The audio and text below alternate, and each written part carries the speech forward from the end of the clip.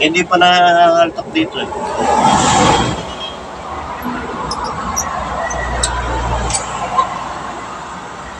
Sagad na ba yan? Ha? Dito mo wala.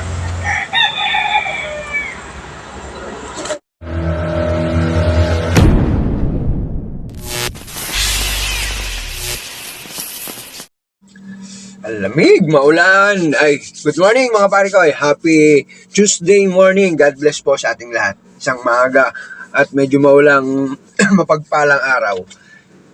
Ngayong araw kaya ako nandito, syempre, meron lang akong gustong share sa inyo mga pare ko. Konting tips na rin para sa mga may sasakyan. Kagaya ko, ito kahit anong sasakyan. Lalo na ngayon, yung mga sasakyan naman natin ngayon panay halos computer box na, di ba? Konting tips mga pare ko dahil may pangyayari dito sa sasakyan ko na kumbaga hindi naman siya pinabayaan, nabaliwala, hindi siya napansin, kumbaga doon sa mga dashboard ng sasakyan natin, di ba? Kalimitan may lumalabas na mga sa indicator, may lumalabas na mga warning. Yung may mga ilaw, may sa langis, sa makina, saan pa ba to? Yung basta mga kung ano mga sign dito sa dashboard natin na lumalabas. Kapag minsan hindi naman natin napapansin o nababaliwala lang kasi maganda pa rin naman yung takbo ng sasakyan. Pero may oras na hindi pala dapat baliwalain. Yung ba may oras na pag may lumabas na ganung warning sign na doon sa dashboard natin, kahit pala akala mo baliwala lang, meron palang epekto o yung hindi mo napansin habang tumatakbo ka. Ito yung nangyari doon sa sasakyan ko share ko lang sa inyo tips para hindi po mangyari sa inyo. Kwento nung driver ko ni tatay, nagde-deliver sila habang tumatakbo. May napansin na siyang kakaiba dun sa makina. Pero di naman niya napansin kasi maganda pa rin naman yung takbo ng sasakyan. Siguro mga around 10 or 20 minutes na nakakatakbo pa. Biglang namatay yung makina. Wala naman siyang kung ba't tumigil. Ngayon, itinawag sa akin, itinawag sa kapatid ko, sa mekaniko.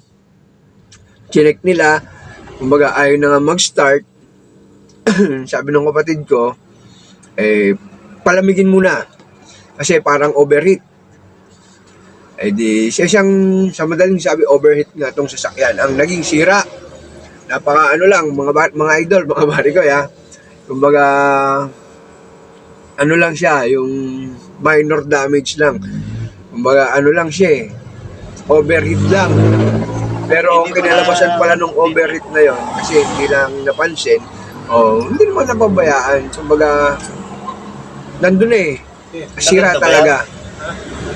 May pumutok na teacup doon sa may radiator, sa may reservoir. Teacup para sa tubig, mga supply kung saan. Naubusan pala siya ng tubig. Hindi naman napansin yung ilaw sa dashboard. Kumbaga, naitakbo pa siya, nagkaroon ng diferensya yung cylinder head. Yun ang mabigat mga pare ko. Yung tama doon sa cylinder head. Nasingawan yung mga barbula. Akala namin na maliit lang na gastos. Napalitan namin yung teacup. Wala pa kami mabiling pyesa na katulad. Ang ginawa namin ay DIY. Yung converted. Bili kami ng copper. Pinamachine shop. Okay naman. 100% fit naman. Kaso nung nakabit namin, naiuwi sa bahay itong sasakyan, doon, nag-boom. Nakita niya talaga, pagbukas namin sa reservoir, bumubulwak na yung tubig. Yun, doon natin makikita yung pagka ang cylinder head mo ay may singaw o may tama, putok ang gasket. Yung, papakita ko sa inyo mamaya, kung naayos ba ng matino itong sasakyan. Ito naman sasakyan, naayos na kahapon pa. Kumbaga nakapit na siya, pero check ulit natin kung talagang 100% na wala na siyang singaw dun sa gasket o sa cylinder head. Ito gagamitin natin. payo to nung aking mekaniko kahapon. Sa ibang YouTubers, ginagawa rin nila, nakikita ko na. Pero papakita ko din sa inyo ng aktual, yung matinong takbo ng makina. Pag binuhay mo to ngayon, since start natin, buksan mo yung reservoir, ilagay itong tubig na nakataob.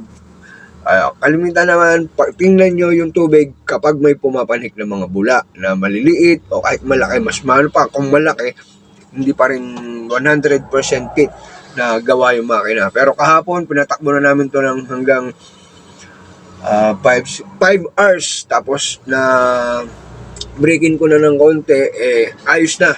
Sigurado na kami dito na ayos na yung sasakyan at makakabalik na kami sa biyahe. Yun na nga, yung pasok sa amin ng New Year, okay lang naman. Pero 2 weeks kami walang biyahe. Kumbaga, hindi lang napansin o hindi na pagbigyan ng oras. Yung simpleng sira, yung simpleng hindi mo nakita sa dashboard mo, malaking abala at malaking gastos. Gastos, tatanungin niyo sa akin, mahigit 20. Yan, di ba? Kaya, yung tips ko sana makakatulong dun sa mga may owner ng mga sasakyan, sa mga may sariling sasakyan, kahit yung mga naglalabasan lang, maging ano po tayo, mali natin yung sasakyan, kunting, ano naman talaga, kung ano tayo sa sasakyan. Kumbaga kahit hindi sa atin, ginagamit na arkila lang, panlalabasan, concern lang po, para din pare-parehas na, kalwanan sa atin. Kumbaga, tayo din man ang gumagamit, bigyan natin ng pansin. Yan. Ngayon, papakita ko sa inyo, i-start na natin tong makina. Papakita ko sa inyo yung gagawin ko din sa reservoir. Ilalagay natin to. Pero huwag yung gagawin kapag medyo mainit na yung makina at syempre bumubulwak na tuwig pag binuksan mo yung reservoir. Gagawin mo lang to pag bagong start yung makina para malamig pa yung tubig. Paglagay mo, doon natin makikita. Papakita ko sa inyo, ano? Start muna natin yung makina. Tapos buksan natin yung hood. Medyo maulan. Yun. Start na tayo. Kita nyo naman, pinong-pino na ulit yung takbo ng sasakyan. Baba na tayo. Papakita ko sa inyo yung paglalagay ng tubig o yung sa reservoir. Ito yung reservoir natin. Bubuksan natin. Itong mineral, bubuksan na natin to para masalin kaagad. Kahapon pa yung laman ng tubig niya. Yan, kita nyo naman. Konti lang nabawas. Sunod, coolant na ilalagay natin dyan. Lalagay na natin itong tubig. Buwasan natin ng konti. Halos kalahati lang. Para di naman umapaw. Yan.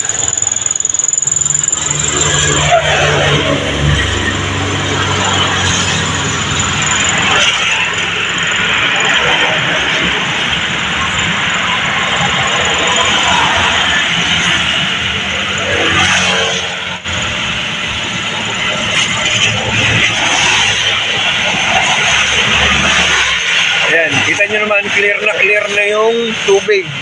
Wala na siyang bula. May pumsngat lang na konti kanina.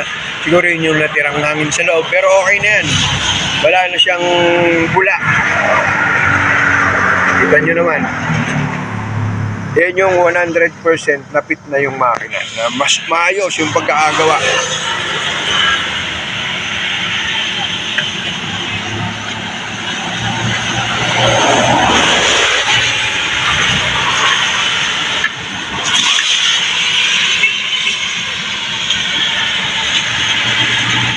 Oh, yun, mga pare-koy, nakita nyo naman yung bote ng mineral water na wala siyang kabula-bula. Ibig sabihin, maganda yung pagkakalapat ng barbula nung cylinder head. Ang binuksan lang naman dito, hindi naman to totally makina talaga eh.